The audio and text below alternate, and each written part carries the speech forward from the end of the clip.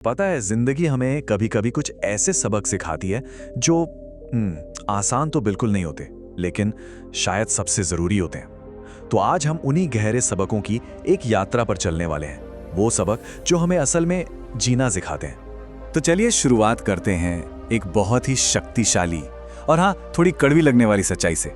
ये लाइन हमें सीधा उस जड़ पर ले आती है जहां से असल में आत्मनिर्भरता का सफर शुरू होता है। ये समझना कि आखिर में जाकर ना हमारी जो सबसे बड़ी ताकत है वो हमें अपने अंदर ही खोजनी होगी, कहीं और नहीं। तो हमारी इस यात्रा का पहला पड़ाव है बाहरी दुनिया की सच्चाइयों को समझना, उन मुश्किलों को कबूल करना जिनसे सच कहूं तो हम सभी का कभी ना कभी सामना होता ही है। और एक कड़वी सच्चाई ये है कि सबसे गहरा दर्द, सबसे गहरी चोट अक्सर उन्हीं लोगों से मिलती है जिन्हें हम अपनी दुनिया मान बैठते हैं। विश्वास, आप जानते ही हैं, कांच की तरह होता है, बहुत नाजुक, और कई बार हमें बाद में एहसास होता है कि अरे, जो रिश्ते हम इतने दिल से निभा रहे थे वो तो शायद बस जरूरत और स्वार्थ पर ही टिके थे। सच तो यह है कि समय ही लोगों का असली चेहरा सामने लाता है। ये बात उस दर्द को कितनी गहराई से बताती है ना। जब धोखा अपनों से मिलता है तो वो सिर्फ विश्वास नहीं तोड़ता, वो तो दिल के टुकड़े टुकड़े कर देता है। और ये एक ऐसा जख्म है जो बहुत बहुत धीरे धीरे भरता है, क्योंकि चोट बाहर नहीं, अंदर लगी होती है। और एक और कड़वी सच्चाई सुनिए, ये दुनिया ना अक्सर हमारी मेहनत के पसीने को नहीं देखती, वो सिर्फ हमारी सफलता की चमक देखती है। मतलब समाज की नजरों में आपका पद क्या है, आपकी कमाई कितनी है, ये सब आपके सालों की मेहनत और संघर्ष से कहीं ज्यादा मायने रखता है। दुख की बात है पर सच है। तो इन सब सच्चाइयों के बाद मन में एक सवाल तो उठता ही है कि अगर दुनिया सच में धोखे और स्वार्थ से इतनी भरी है तो फिर भरोसा किया तो किस पर जाए? हम अपने विश्वास की नींव आखिर रखें तो रखें कहां?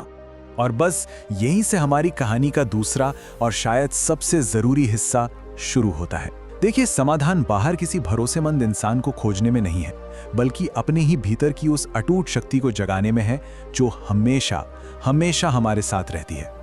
उस मुश्किल सवाल का जवाब सिर्फ एक शब्द में है, खुद पर। जी हां, सबसे बड़ा और एकमात्र सहारा जो कभी नहीं टूट सकता, वो हम खुद हैं। असली बदलाव तभी शुरू होता है जब हम बाहर देखना बंद करते हैं और अपने अंदर झांकते हैं। ये बात आत्मनिर्भरता के आइडिया को और भी मजबूत करती है। सीधी सी बात है, अगर हम ही अपनी कीमत नहीं समझेंगे, अपनी काबिलियत पर शक करेंगे, तो भला कोई और क्यों करेगा? दूसरों से विश्वास पाने की पहली शर्त ही यही है कि पहले खुद पर अटूट विश्वास हो। तो सवाल उठता है कि असली खूबसूरती या कहूं सच्चा मूल्य है कहां? क्या शरीर में? शरीर की सुंदरता तो वक्त के साथ ढल जाती है, वो तो अस्थायी है।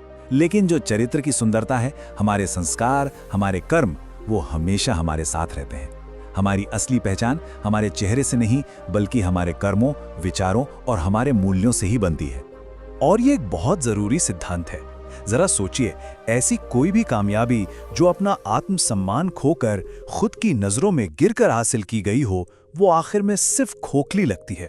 वो शोहरत तो शायद दे दे, लेकिन मन का सुकून वो कभी नहीं दे सकती।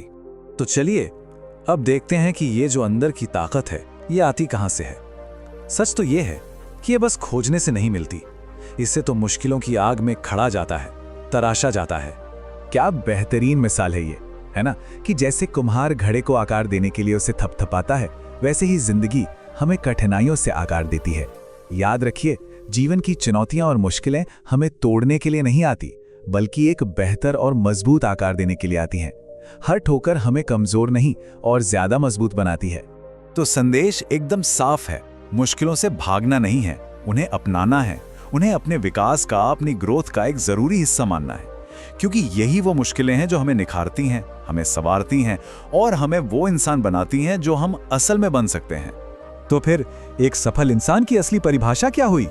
सफल वो नहीं है जो कभी गिरा ही ना हो, नहीं, सफल वो है जो हर बार गिरकर फिर से उठ खड़ा हुआ हो। सफलता का असली मतलब है हर बार गिरकर उठने की हिम्मत। जिंदगी का सफर गिरने से बचने के बारे में नहीं है, बल्कि हर बार उठकर आगे बढ़ते रहने के बारे में है।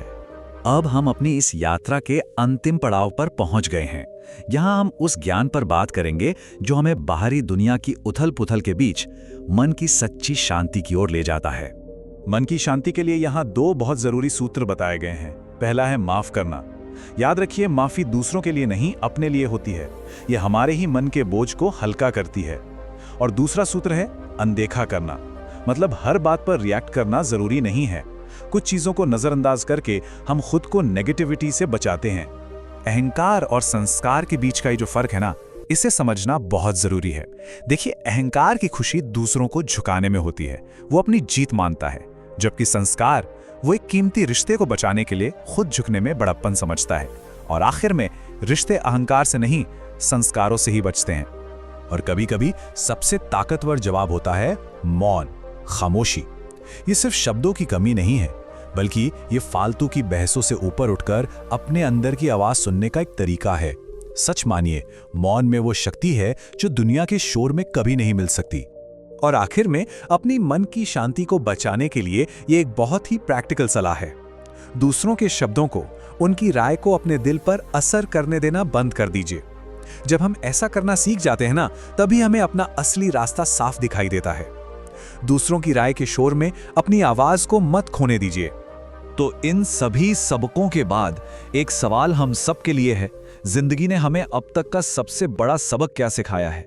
ये जो जीवन का सफर है, ये अनुभवों और सबकों से ही तो भरा है। और अंत में सबसे जरूरी सबक वही होते हैं जो हम खुद सीखते हैं। इस पर जरा सोचिएगा जरूर।